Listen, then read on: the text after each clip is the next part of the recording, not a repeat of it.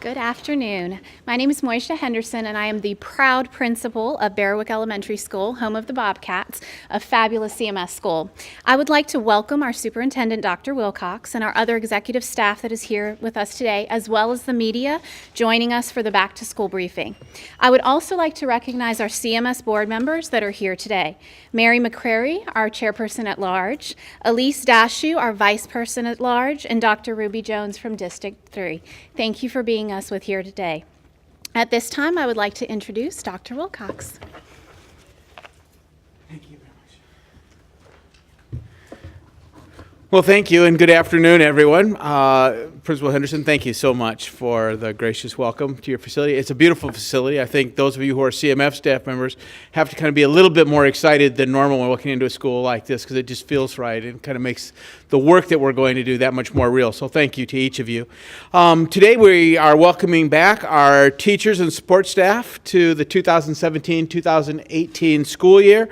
As most of you know, our teachers are back for professional development. They are complementing the teachers who are already back through our university partnership schools and our continuous learning campuses through Project Lift. We also, this morning, started the day at one of the middle schools, and we had just a great time. We were treated by our friends at Bojangles to some nice biscuits, and I will tell you, I'm biscuited up right now. I feel pretty good, and I see some others calling my name over there as well, so I want to thank them as well. And I understand that they did drop by Berwick Elementary School today to drop biscuits off to the teachers, so again, thanks to our good partners there.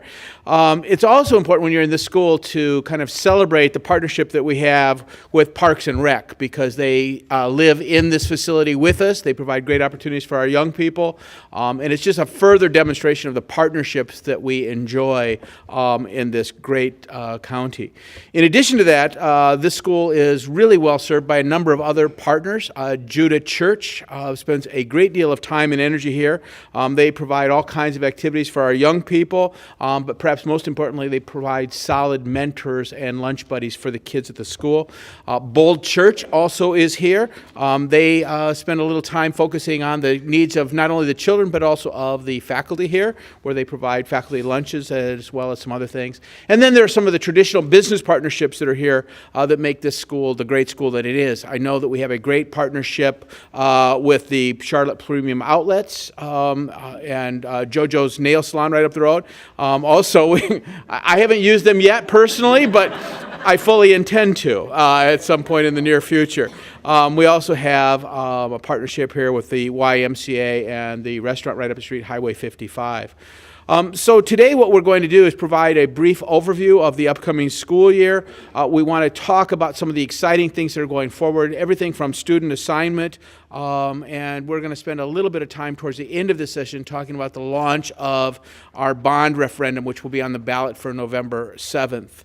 I want to point out that we recognize fully that we have some schools that are already in operation, but this really is a great opportunity for us to look forward for what we're going to do for the balance of the year with about 150,000 young people that we're privileged to serve as both leaders, teachers, staff members, and folks who care deeply about the future. So we're really excited about the opening coming up on the 28th. We're going to build on a rich legacy of success, and I think we can continue to provide for this community in a way that it hopes and dreams of. After today's briefing, we will spend a little bit of time, as I mentioned, talking about the bond initiative, but as we move forward, what I'd like to do is allow some staff members who've been working really hard on everything from laptops to buses to making sure that our facilities are clean, to making sure that we're properly and fully staffed, to talk to you about their specific area of responsibility, and then I'll come back up. We'll take some questions. We'll let you talk directly with staff members, for those of you here in the media, and then finally we will spend a little bit of time talking about the bond. So with that, I'm going to turn it over to Derek Root, who is the new Chief Technology Officer. Derek? Thank you, Dr. Wilcox, members of the board. A couple of highlighted technology issues this year that we're going to be focusing on. Again, this year we'll be deploying Chromebooks to all of our students in grades 3 through 12. What that means is well over 140,000 Chromebooks will be out in our school system this year. And to keep them running, my team has scaled up a repair depot. We're planning to fix between 15,000 and 16,000 of those Chromebooks over the year which is averaging around 70 per day. So we're going to be gearing up for a busy year. But we do all this to ensure that our students have reliable and equitable access to technology throughout the schools. We're also working on wireless upgrades. My engineers are busily deploying new wireless access points to our schools. These new access points are replacing aging technology and will allow for a greater range of coverage as well as greater density of coverage. So as we get groups like this together, where you have 30, 40, 50 people in a room, we're not dropping out or fighting for signal. More importantly, though, we have a brand new digital citizenship program.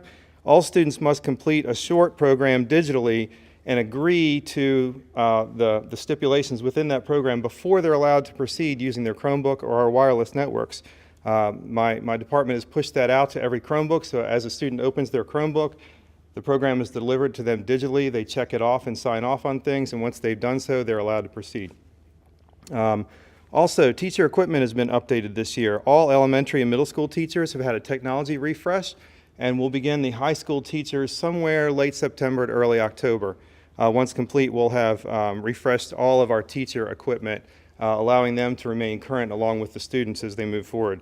And for the first time this year, we were really excited to hand our brand new teachers their technology in advance of coming back to school. So they didn't have to come back to school with the pressure of getting your room together and your students and your lesson plans and having to learn a new piece of technology. So during our new teacher orientation, we had about 900 new teachers pass through. All of them were able to receive their laptop well in advance of school opening. Really excited about that. We've also got a parent portal this year that we're standing up. It's the first step in a paper reduction effort. It was a request from the board that had come in through a few constituents of theirs asking for a way to reduce paper and the weight that kids carry around in their backpacks. I'm happy to say the first step in that is a parent portal that lets parents start to do some registration work that was normally done on paper. This year they'll be doing that online or have the ability to do it online. I'm not a big fan of printing things out, so we'll take every step possible in IT to continue that process and reduce the amount of paper. It also saves us a bunch of money along the way. IT will also be supporting a big push towards virtual and blended learning this year, and that will be a multi-year initiative. I won't get into it as an IT guy exactly what that means, but if you have questions for the educators in the room, they'll be able to help you answer that.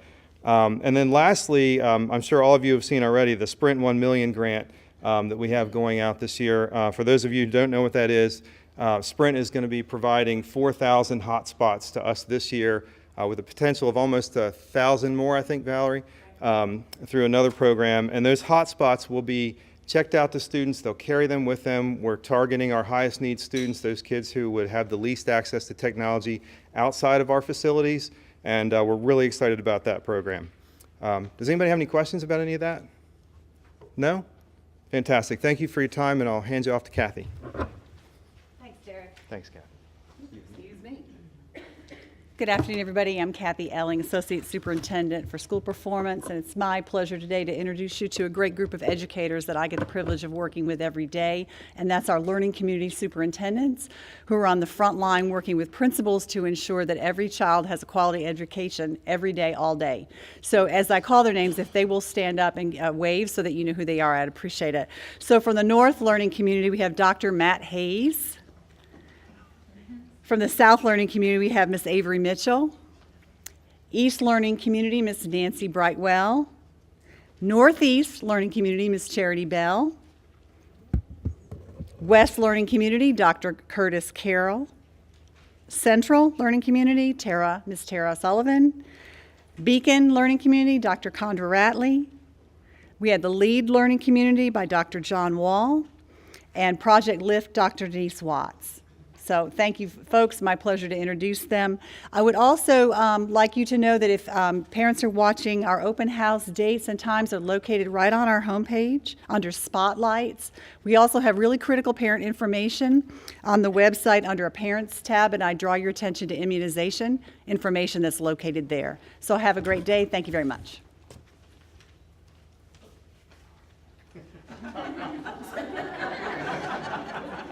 Sorry, Vincent. Good afternoon. I'm Vincent Smith. I'm the interim Human Resources Officer. The Human Resources staff has been working with principals, assistant principals, and other CMS staff, and working diligently for our students to ensure that teacher vacancies have been filled prior to the first day of school on August 28th. We started the hiring season early in April with a 10-week internal transfer period for certified staff and a district-wide career fair in the latter part of April. To date, we have processed 993 teacher hires, rehires, and promotions to teacher positions, and about 674 transfers. With 11 more days to hire prior to students' first day of school, we have 75.3 teacher vacancies for which we are still seeking a candidate. These vacancies represent less than 1% of our total teaching workforce. Breaking the vacancies down by grade level, we have 22.8 elementary, 14.5 middle school, 31 high school, and 7 multi-grade level vacancies for which we are actively recruiting. Our greatest areas of need continue to be elementary, K-6, high school math, EC resource, and CTE. We just completed 5 days of new teacher orientation, which helped onboard our new hires by providing training on curriculum, classroom management, technology, literacy, and other CMS initiatives. Our new teachers with less than 6 months experience attended 5 days, and our experienced new teachers attended for 3 days. This will help our new teachers transition into classroom and enable them to provide students a strong and supportive learning environment.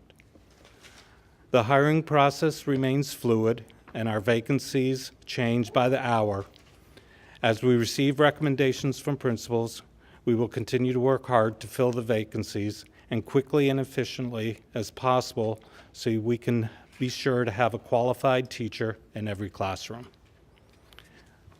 Next, I'd like to introduce our Chief Operating Officer, Carol Stamper. Good afternoon. I've done this a couple of times, so welcome to everybody here. To start out with, I'll let you know that we are on schedule and we are keeping our promises made, promises kept for our 2013 bond projects. We have one at replacement school for J.M. Alexander Middle School. It's a 54 classroom building. We'll be opening a new school, Renaissance West STEAM Academy. That is also a 54 classroom building to serve our K-8 students in that area. We have 2 school additions. One is at South-Mecklenburg, and then we have school additions that is supporting our Northwest School of the Arts, which is a very special one, by the way. We are completing the renovation of the auditorium. If you have an opportunity in the future, please go by there. That is a phenomenal, phenomenal renovation at that school. In addition, we have a capital facility team has completed a career in technical education, or our CTE culinary arts project at West Charlotte. So in the educational environment, they have what they call 3 R's, reading, writing, and arithmetic, and that's probably the old school terms. Dr. Jones probably, and we know it as that, at least I do. So I will just introduce you to what Ms. Stamper's 4 R's are for the operations, the building services, and those are repair, replace, relocate, and refresh. And so those are our 4 R's, and that's what our team is very, very busy doing this summer and throughout the school year. And I'll just highlight a couple of those things that are happening. So our Building Services Department is completing over 200 summer projects, and that is being supported with about $16.9 million worth of work in our schools. In addition, we have our sustainment money. If you remember, the county approved $18 million of sustainment money, which we are very appreciative of, for over a 5-year period, and this will be our first year of completion for those projects. Primarily, these projects are in the areas of HVAC and roofing and painting and site improvements and paving and those types of things that are much needed for improvements on our school campuses. You know, when we do a project at our house, we might use a gallon or 2 of paint. Just to let you know, so far we have used 4,180 gallons of interior paint in our schools this summer. To help us do that work, in addition to our building services team, we do have over 20 contractors helping us complete this work. My team wanted to mention to you that we typically, we're under the crunch. When the students leave on the last day of school and they come back the first day, there's about 55 days. And sometimes it rains, and that interrupts our work. But so far, we are on schedule with everything that we have to complete for the opening of schools. We are relocating 60 mobile classroom units at 13 of our schools that are in much need for growth and also for relief. Our custodial services team is hard at work, and they're doing the refresh of the R's and the refreshing and cleaning of our buildings. And to me, this is like spring cleaning on steroids. It's washing and dusting and stripping and waxing and refinishing and disinfecting and replacing and scrubbing, and the list goes on in the activities that these staff members are really out there trying to improve and condition our buildings to welcome our students and staff back on the first day of school. And who is doing this? We have 758 of our custodians and area supervisors. In addition, we have contractors helping us do this work as well. And going back to just kind of a scope of work, again, when we mop our floors at home and if we wax, we might use an ounce of Texsize or Lysol. We have so far utilized 24,750 gallons of floor finish, 260,000 gallons of cream cleanser, and we have replaced 40,500 light bulbs. And yes, we keep up with all of that, believe me. Our finance officer is interested in that. We have refinished 64 of our gym floors, and 5 of our gym floors we have completely resanded, and we are refinishing. The reason I give you these details, folks, is we have a large team, dedicated team, that is out there working hard to make our schools as the best that they can be to welcome our students and staff back on the first day. And while all of this good work is going on in our facilities, I cannot not mention that we've got one more R, and that is reaching out to our students. And I just mentioned this because our child nutrition team, over the summer, 325 of our child nutrition staff members continue to care for our CMS students across this district. And throughout the summer, at 210 sites, they served over 272,000 breakfast meals, 465,000 lunches to our children in our community. And in addition, we had our mobile sites. We had 14 sites that Ms. Thomas in our transportation department was so gracious to lend a bus to go out and continue to feed and to read to our children in our community. That is reaching out. So thousands and thousands of members in our CMS operations team, we're all in. We're all in to start school, and we welcome our students and staff back for the 2017-18 school year. Thank you.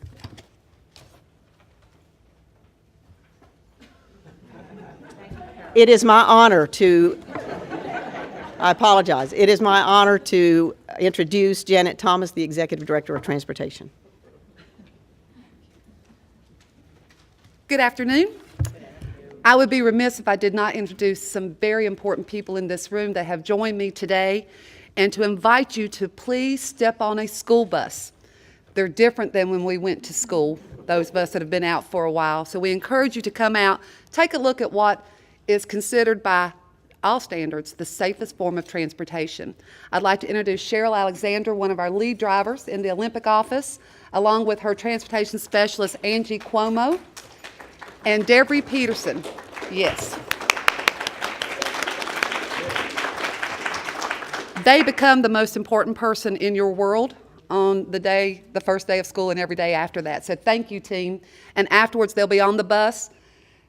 Don't let Dr. Wilcox drive. He will try to talk you into it. I have a sense that he has a desire to do that. I'm sorry, you got to be trained. Monday are our practice runs. Again, we remind parents, do not get excited and think school is starting a week early. This is our opportunity for our drivers to learn the runs. And obviously, we've got a lot of new drivers on staff, and we want them to practice that before students are on board. Those will begin Monday morning at the regularly scheduled morning route time, followed by a 10 to 15-minute break, and then they'll do their afternoon route time. We encourage everyone to be patient because in the nature of being lost, we might be driving a little slow. Just recognize that we're trying to prepare for a seamless first day of school. On the first day of school, we will have 1,078 buses prepared and ready to roll. And I am extremely excited to mention that we will have a driver on each bus.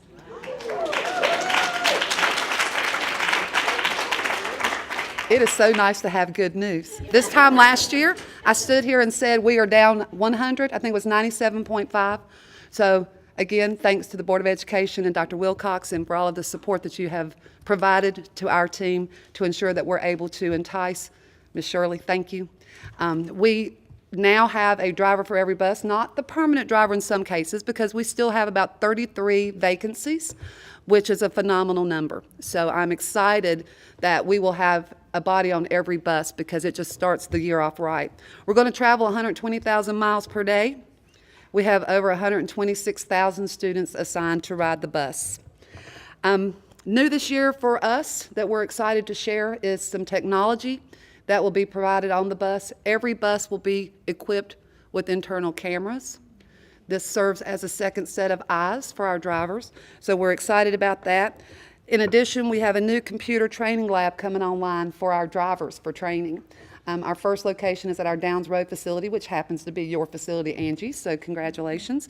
And that computer lab will provide us an opportunity to do intensive training with drivers, defensive driving, student management. So we're excited to be able to use that technology to help train our drivers. Additionally, we're changing up our notification process to schools for any late buses or bus changes. So we feel that the principals will really appreciate that up-to-date, real-time information in regards to any changes at their schools. Coming in October, we hope to launch an app that will track the school bus. That's been an ask from the community. So we piloted a program last May with good results. We want them great, so we're continuing to work out some of the kinks, but we're hopeful to have that available for parents. Everybody keeps saying there's an app for that. We remind parents that the schools utilize a lot of apps to notify you of school information, and a lot of that information pertains to transportation. So please utilize those resources as made available. Some safety tips for the first day of school and throughout the week. As you pack your backpacks and you pack your lunch, please pack your patience. We have the biggest impact on traffic in this community, and it takes a couple weeks for things to settle in. So we ask for your patience and recognize that the school bus, if it's moving pretty slow, it's because it's looking for a child that they're anticipating picking up. Always notice that the bottlenecks create a domino effect. So with the increase in traffic around schools, we ask if you do not have to be near a school at dismissal time. Take my word for it, you don't want to be around that school at dismissal time. Because as everyone's coming in, our buses are trying to get in as well, and it creates a late arrival in the afternoon at home. You can anticipate late buses for the first couple of weeks. It takes the community a moment to kind of acclimate to what traffic looks like with that many buses. And please, we ask that you slow down around groups of kids. Our kids are excited to come back to school. We're excited to see them as well. And we ask that our motorists please slow down and recognize that child might not understand that they're not protected by the stop arm yet. So please slow down around school buses and around groups of kids. We would also ask that parents please accompany your children to the bus stop in the first few days of school. We have multiple schools being served at the same bus stop, and it just will lend itself to a more controlled environment if we have parents on site to help us make sure the kids get on the right bus. Our drivers will announce what school they're serving, but it's also very helpful if the parent is there to help us make sure that the child is getting on the right bus. And as always, yellow lights mean the bus is getting ready to stop, which is opposite from what a yellow light means on a stoplight, Ms. McCrae. And as we know, when people see a yellow light, they speed up. We ask that when you see the yellow lights, recognize that we're getting ready to make a passenger stop. And we ask that you please slow down and allow those children to safely get on the bus. We have our call center up and running. We are tracking about 500 calls per day. And they asked that I not give that number out. I'm just kidding. I'm going to give it to you now. We are accepting calls for student placement and student transportation, and our hours of operation this week is 7 to 5, and beginning Monday, August 21st, we'll open at 6 a.m. and run until 6 p.m. That number is 980-343-6715, and we do have staff to assist our Latino community as well. I thank you all, and have a great school year. I am now going to turn it over because I remembered to Brian Schultz. Thanks, Jen.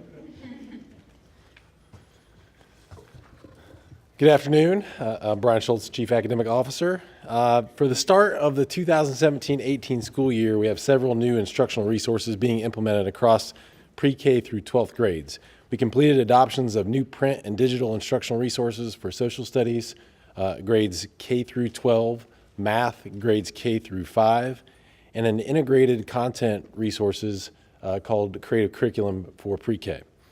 As I've reported in the past, the summer months account for the time when thousands of our teachers spend their time learning instead of teaching in order to raise their level of expertise in instructional delivery methods to students. In terms of the professional learning for our new instructional resources, there were almost 1,800 elementary teachers and 100 elementary facilitators who participated in 2.5 days of summer math professional development.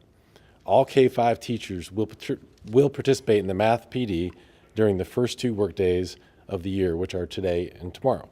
Our social studies team was excited about delivering professional learning on the new resources and strategies as well. It is important to note that Charlotte-Mecklenburg Schools is deemed as a national hub by the National Council of Social Studies. We are one of 18 districts nationally recognized for our C3 initiative, which is preparing students to be college, career, and civic ready. The team provided professional development using a DBQ, document-based questioning approach, to integrate with the literacy skills of reading and writing. This summer, over 1,200 teachers attended the social studies professional development, and an additional 2,000 expected today and tomorrow. And I just wanted to include that social studies also refers to, in high school, the psychology, sociology, and African American studies. We oftentimes leave those out of the umbrella of social studies, but it does include those 3 as well. Now, as Ms. McCray knows really well, that it takes 3 management oversight reports for me to get through my teams. I won't take that long today, but I will take probably just a little bit longer. The pre-K team provided more than 20 different professional learning sessions this summer. Bright Beginnings and the North Carolina pre-K teachers, literacy facilitators, and literacy support teachers received training on the new instructional resources, which focus on developing students who are independent, self-confident, and project-based learners, and develop good habits and attitudes towards learning. And lastly, in terms of some of the new things that we have, our EL services has opened a center for family and community engagement. The English Learners Services Center for Family and Community Engagement will focus on empowering language minority parents to engage in their child's academic and social emotional needs. The center will provide English learners and language minority families of CMS with information, support, and connections to school and community resources in a language they can understand. The center will be open to families on a daily basis with information available in a variety of formats and languages while being conveniently located across from the International Center at the Smith Family Center on Tyvola Road. Community partners may also be made available to meet and offer workshops for families based on topics of interest and need. So a couple of other things. I know Kathy mentioned immunizations, and I'll just tell you that one of the reasons why we beat that drum a lot is I'll just give you an example of some statistics. So on the first day of school, over 7,000 of our 7th graders still needed their required immunizations. And after 30 days, students are excluded from school. And that is state statute, state law. We want our students in school. So let me be clear, this is a really serious topic. And news media outlets, I'm actually going to ask you to help with that as well. Monica Adamian is back here in the corner, and she actually has the information where students and families can go to receive their immunizations.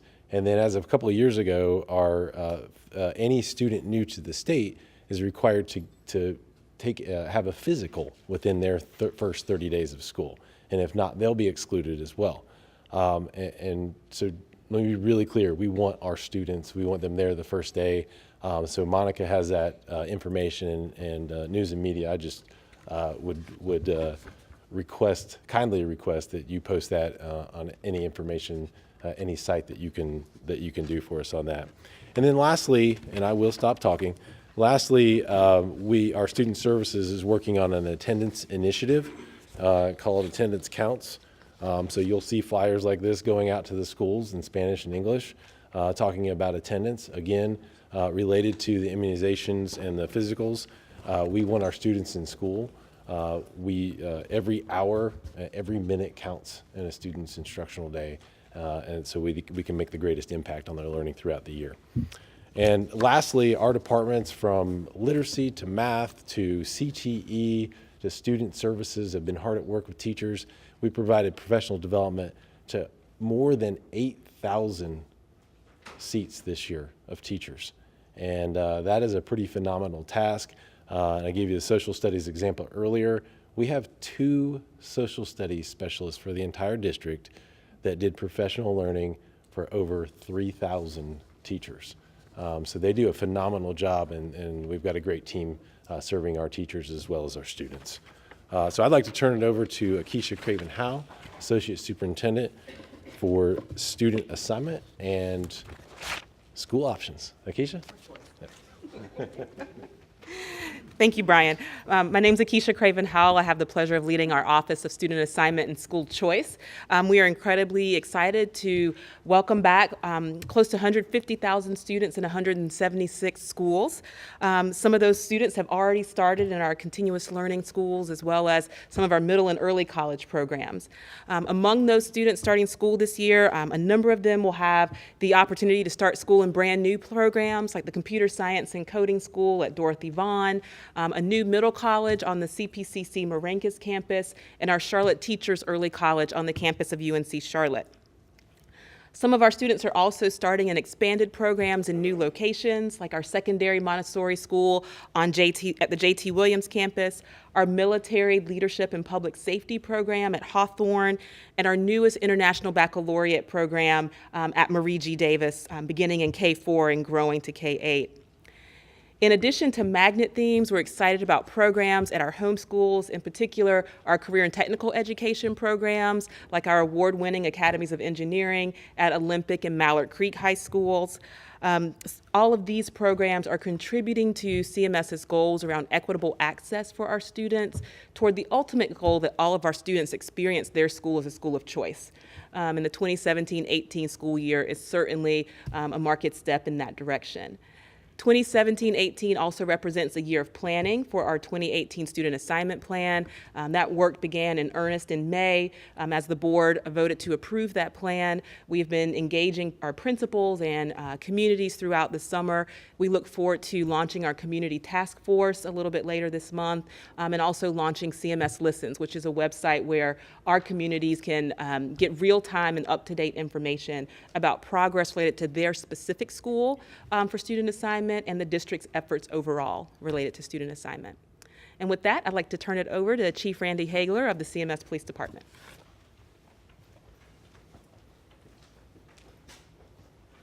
Good afternoon. And as you've already heard many times, welcome, and it is truly an exciting time for us at CMS as we welcome everyone's kids back to our school district. You may hear me say a few things that you've already heard, mainly from Janet Thomas, but it's just that our paths cross so closely when we're talking about safety of our kids. So I apologize up front if you're hearing it twice, but if you're hearing it twice, that means it's that much more important. I'd like to remind everyone, and I know Janet mentioned it, that your commuting life to work is going to change on August the 28th. It's going to change. We all know it does. We all know it's coming. We can all feel it in traffic, and we would just encourage you as you come to work that morning to pack your patience up front and be ready for the buses to roll and the kids to do unexpected things, because we know how kids are. Please be aware that our kids are going to be out. They're going to be out early. They're going to be out before daylight in some cases, and we're going to all need to be careful as we make our way into the city to work or whatever you're doing, but just please be careful and know that they're there. I would also remind you that our partners across the county and the police departments will be out helping us as well in school zones. Some of us will get reminders that morning as they pass through the school zone that they're going too fast. I would encourage you to pay attention to those school zone signs and slow down accordingly. If it's a school zone in the city, the speed limit's always 25 miles an hour. If it's a school zone in the county, it's 45. So please pay attention to those signs. They're clearly marked with lights and signage, and we would ask you to slow down. They're there for a reason. Also, I would ask you to pay mindful attention when you're seeing a crossing guard. We've got about 40 crossing guards that help our kids and our parents as they make their way to school, walking or on bicycles each morning. And those folks are there for a reason. They're there to help us get our kids into the building and then get them home in the afternoon. So those folks provide an important job for us, and we appreciate the work they do. And it's sometimes dangerous, and we've all seen them when they do things that you probably wouldn't want to do yourself and step out in front of a moving car on a street that's carrying 45-mile-an-hour traffic. So I would encourage you to please pay attention and slow down. And I will say, if you're looking for a part-time job, we still have a few openings. We would love to have you. You can get in touch with us on the website or certainly through our HR folks, but we still have a few openings for crossing guards. But I will tell you, they all will be covered by the first day if I've got to get out there myself and cover some. We would also remind you to pack an extra portion of patience if you're driving your kids to school. We all know what those first few days in the carpool line are like. More kids are driven those first few days, it seems like, than ride the bus, so that means our carpool lines are extra long.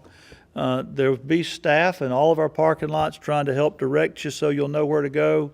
But please have patience. Please have patience with the staff, with those that are trying to get by the school and not necessarily coming into the school, but also the young ones who might see a parent and dart out into the parking lot before they're supposed to. So we would just ask you to be careful and know that you're in an area that's got a lot of valuable assets in it, and we just want everybody to get to and from school safely.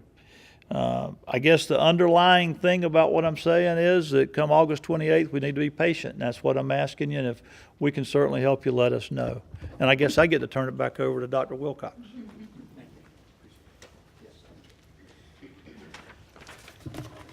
I'm glad you're still with us. So, thanks to each of you who made presentations, and thanks to the other fine folks who are here to support them in making that. Before we open it up to questions, I would like to add something about the bond initiative that's coming forward.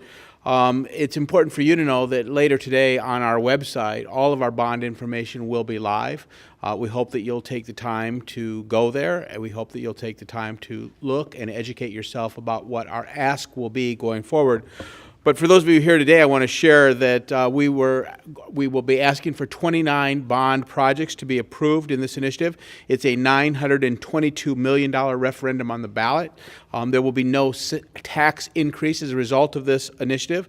I believe these bonds deserve public attention. I believe they deserve to be debated within our community. We're talking about creating spaces for our young people that are worthy of them. We're talking about creating spaces that we can educate kids for their future, a future in the 21st century that's very different than what many of us experienced in school. So I'm hopeful that people will come to our schools, take a look at how we're educating kids today, but more importantly, I'm hoping that people will educate themselves around this initiative and what it can do for our community. I also want to share a couple of other things. Later today, I will be sending an email, or have just released the email actually, to all of our employees to say, you know, this is an important educational initiative for us. And as a school system, as a school superintendent, I can't advocate. I'm not interested in asking you to vote yes or to vote no. That's not my purpose. My purpose is to raise the issue up and talk about it from an educational standpoint as to why we might do this and why we can work together as a community to lift up all of our young people. So again, I just want to call your attention to the fact that our website will be open and live. We hope that some of you will visit it.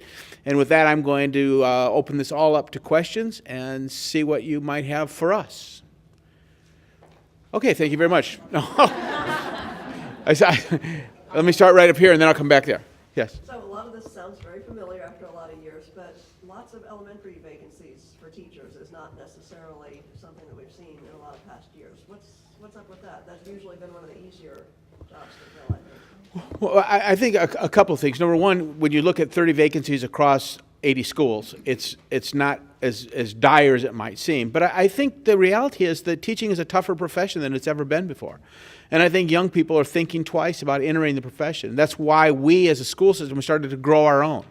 We have an initiative right now on the UNCC campus where young people are going because it makes sense for us to not only encourage young people in the profession, but to meet our own needs. So I think it's just a difficult position to find yourself in today, being a classroom teacher. Oftentimes, the profession of teaching isn't portrayed as probably as positively as we'd like to see it. And quite frankly, there's just pressures on classroom teaching that didn't exist some time ago. So I think that's the reason. But we're committed to being fully staffed.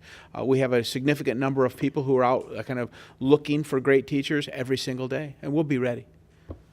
The transportation question, are you concerned, I guess you start the dry runs on Monday, and that's also the big event, solar eclipse and things like that, and lots more traffic, people going to Columbia and things like that. So I just want to know, was that in the decision-making process that we'll start on Monday instead of Tuesday? Did that come up in conversation? It did not with me. But I don't know that I would have changed the decision. I think, we have a really responsible team of people who work. One of the things that we have talked about is, should we delay the dismissal of school or should we dismiss early on that day for kids who are in school? Now, I'm stepping away from the transportation for just a moment. But really where we came down is that we really do believe that our teachers are well prepared to counsel young people about what is appropriate, what isn't appropriate. We would rather, through our kind of culture of caring, have the responsibility for saying to our young people, here are things that you could do and here are things that you shouldn't do around this event. So we're going to hold school as we had planned. We will hold our dismissals as we planned, and with the rest of our employees, we'll continue to encourage them through communications efforts within the district to be responsible in terms of this event. Also on transportation, Director mentioned that you all took some steps to make sure there were fewer vacancies this year. Can you break down a little bit more about what you all did? Well, I know there were a number of recruiting initiatives, but let me turn it back to the transportation team to talk about some of the things that they did. All right?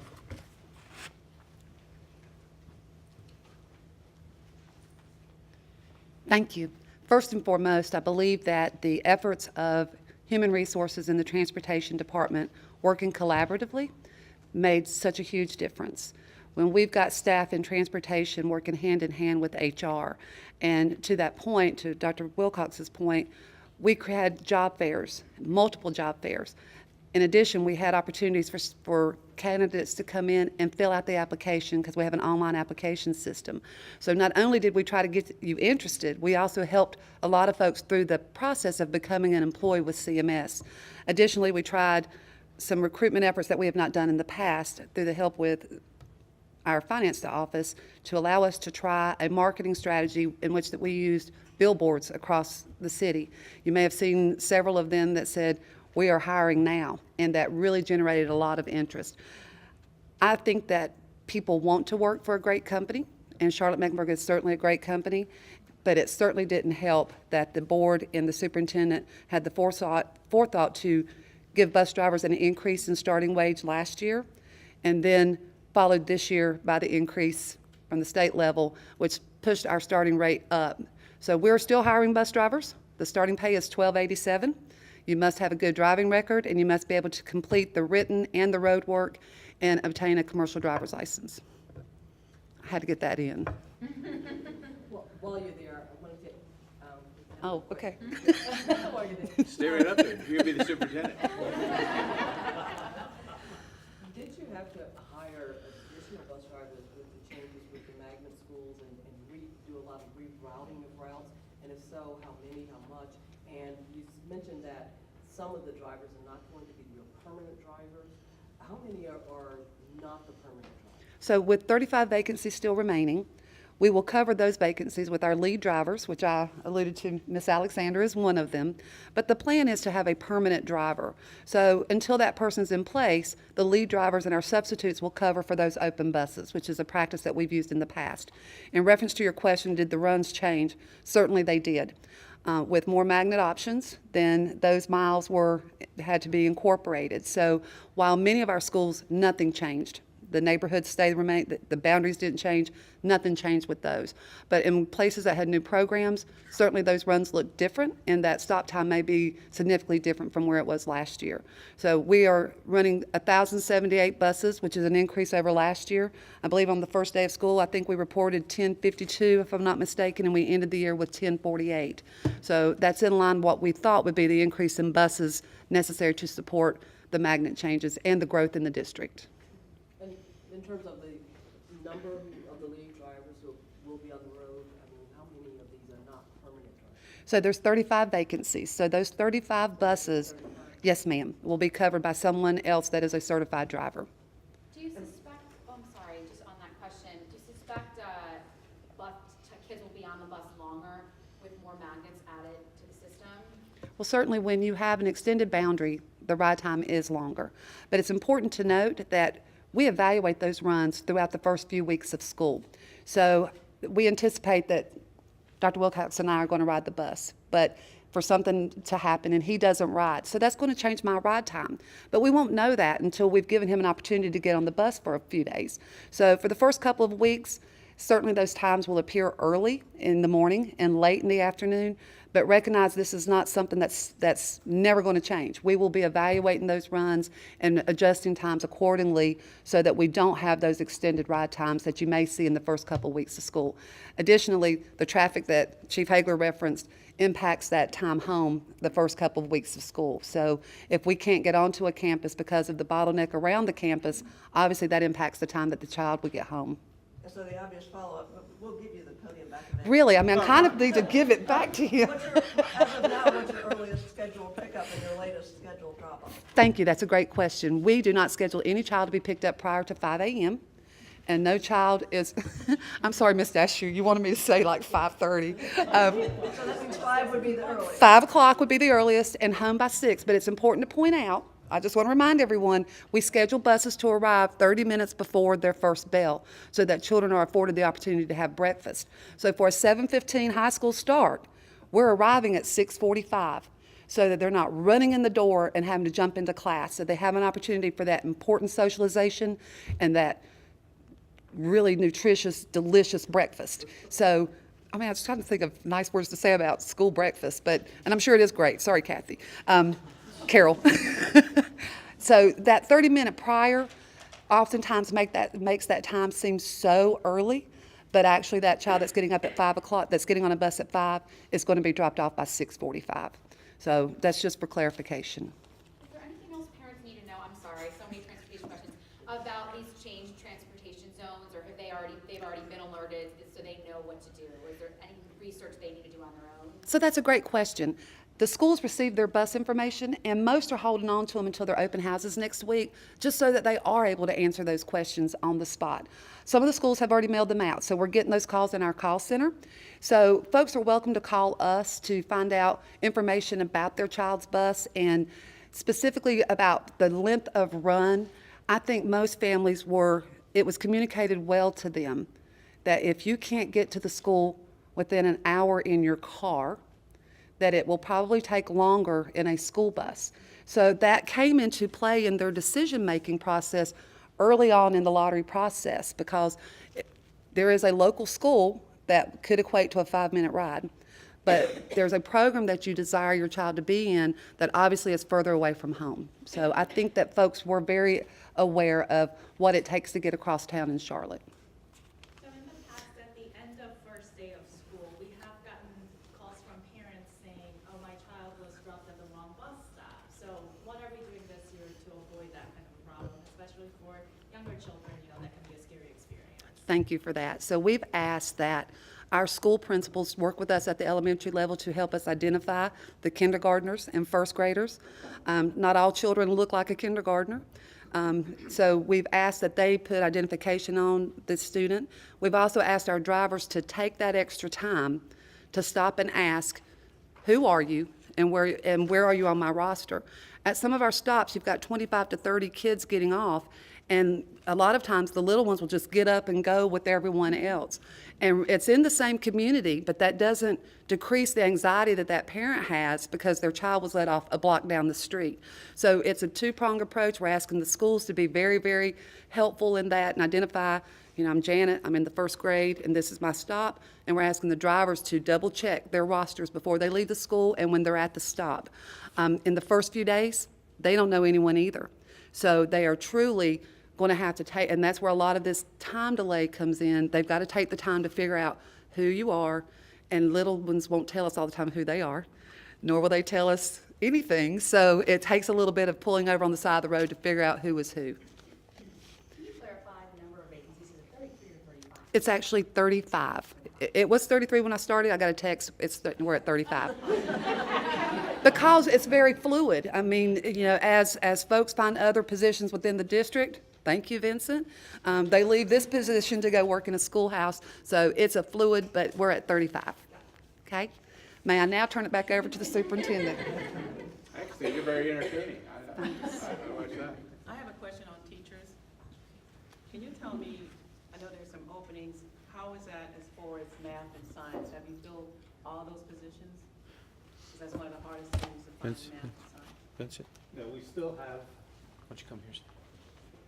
we are still looking for math teachers in high school and middle schools. And so what would you do? Because a lot of, we've noted as parents, a lot of we're finding a lot of subs in those particular areas. And if you do have subs, how long would they stay there before you would get a permanent? Well, because our vacancies are so low, we are hoping to have those positions filled. We are actively looking, so we're hoping to have those positions filled. We do not have very many. You don't have you say you don't have. We do not have very many. How does the 75 compare with this time? We had 114 as of this time last year. Can we talk about academic achievement? What will happen differently this year to address achievement gap, boosting test scores? Because at the end of the day, that's what it's all about. So, will students expect anything different? I know professional development is happening for 9,000 teachers. That professional development about engaging students. Just what's being done differently this year to try to boost academic achievement, close that achievement gap? Well, thank you for that question, because that is the root of what all of this is about academic achievement for our young people. And so, this work began as school ended last year with teachers engaging in professional development, with teachers taking a look at the data and kind of preparing for this coming year. In addition, in early June this year, we met with all of our administrative staff across the county, and we began talking to them about creating cultures where young people were celebrated, cultures where teachers were valued, and we began talking about our style of instruction, if you will. And so I think what you will see over time is that teachers are going to start with creating a great relationship between them and their young people. And from that relationship, they're going to try to find out what, in fact, is the passion that the young person possesses within themselves, and they'll try to build from that. We talk a lot at our training meetings about having an asset orientation as opposed to a deficit orientation. And that means we want to find out what kids are good at and build from there, rather than saying to kids right away, you're somehow deficit in that. But beyond that, we're working very hard to make sure that the instructional materials and resources are in the classrooms from day one. You heard the effort that we've made both in transportation and some of other departments to be fully staffed, to have the right teacher there when we begin the year. So it's those kinds of things that we're doing. I've shared with our staff that there really are no silver bullets in closing and eliminating achievement gaps. Rather, it's silver BBs. There are just hundreds of things that we have to do incredibly well in order to lead to advanced achievement for our young people. Dr. Wilcox, you talked a lot about literacy as being one of the big things that you want to work on. I mean, how do you go about doing that? Well, I think first and foremost, if you really want to attack literacy, you have to make sure that everybody in your building understands that they're part of the literacy team. And that means not just the teachers of record, but that means those people who are also privileged to be in that building, whether they be a paraprofessional, whether they be a custodian, whether they be a food service worker. Everybody has to model what is expected for the young people. Then I think we have to have an explicit plan for doing that. So in the early years, K, 1, 2, pre-K perhaps, we have to begin talking about getting kids text ready. We have to be able to start talking about language acquisition skills. That means decoding and kind of the word attack skills that young people need. And then as we move on to a more advanced level of learning for kids, we've got to begin talking about every teacher being a teacher of literacy in this sense, that every teacher is a teacher of the lexicon of their discipline. So that means if you're a math teacher or a science teacher, you can help us to make these kids more literate by making sure that they understand the lexicon, the language of the discipline. So building strong academic vocabulary, making sure that there are books. This library is a beautiful place, but you know what? When we come back here in October, I would hope that you'd say, where did all the books go? Because a library is a great place, but it shouldn't be a place where the books are kept in a repository. They ought to be out with the kids. And so we're going to promote reading and reading authentic texts, not necessarily leveled texts this year. And I think that might be something that will be a little bit different than we've had in years past, is the push towards authentic text. Because quite honestly, one of the other things that we talked about with our leadership team is that we didn't necessarily have an achievement gap, yet we do. What we tried to rephrase it as we have an inspiration gap. That our kids don't really understand why they're learning what they're being asked to learn. And oftentimes when you have a print-rich environment where kids are looking at material in a new and different way, their imagination soars. And when their imagination soars, they begin to want to learn new things. They want to begin to explore things that perhaps weren't available to them outside the cover of a book. So that's what we hope to do with literacy, make sure everybody sees himself in it and make sure that our teachers are well prepared to deliver at whatever level they're at. Dr. Wilcox, what kind of attention is being given to Project Lift schools? We've had Project Lift here for several years now, but some schools, if you look at their state scores and everything, are still not quite meeting the expectation. So what are we doing for those schools to make sure that they are improving and they're on the right track? Well, I'm meeting on a regular basis with the LIFT board, and I want to be very clear. I think the LIFT board and I think the work that's being done in LIFT is incredibly well-intentioned. I think it is smart. I think it is savvy. I think we have a great leader in Denise Watts, who is doing a lot around our Restart initiatives as well. I would say this, that you know what, I think probably the most vehement critics of their work are actually the LIFT team, because they know that while they've changed culture, while they've changed some of the things related to the hiring of people and how people are displaced within a school, I think they're all struggling with the fact that we haven't got the lift in terms of academic performance that we want. So I'm going to continue to meet with the board and support them in their efforts. I think we're poised to see some changes there, but the promise is still a little bit less than what all of us would like. Yes. When can we see some changes to the menu? What changes are we going to see? Is it, first day of school, or is it going to be gradual? Well, I think there are a couple of things there. And one, yes, what you're going to see is gradual, because the other thing is that while he's a manager of culinary development, he is not solely focused on changing the menus in our schools. That is a part of what he will help to influence. But one of the things that he's working on very hard right now is our community-based gardening initiatives, helping our young people understand where their food comes from. He's also spending a great deal of time looking at our cafeterias as a place to eat. One of the things that I think we all know is that cafeterias, just by their very nature, are kind of an afterthought in school construction. They're big square boxes that oftentimes aren't very inviting, and they're really designed to be efficient, not necessarily effective. That's one of the things that our director is beginning to look at, our manager right now is beginning to look at, is can we change some of those spaces? And while he did not have a direct hand in this, I think if you want to kind of get a foreshadowing of how we're changing those environments, if you'd go over to Geringer High School right now and see what's been done in that cafeteria by the food service team, you would see a much more inviting place, a space that really, I think, will say to young people, we care about you and we care about the quality of food that we're putting on your plate. So you'll begin to see those things across this year. Dr. Wilcox, you've got time for about one more question. Thank you very much. With replace, repair, relocate, and refresh, wanted to know about the schools that some of the communities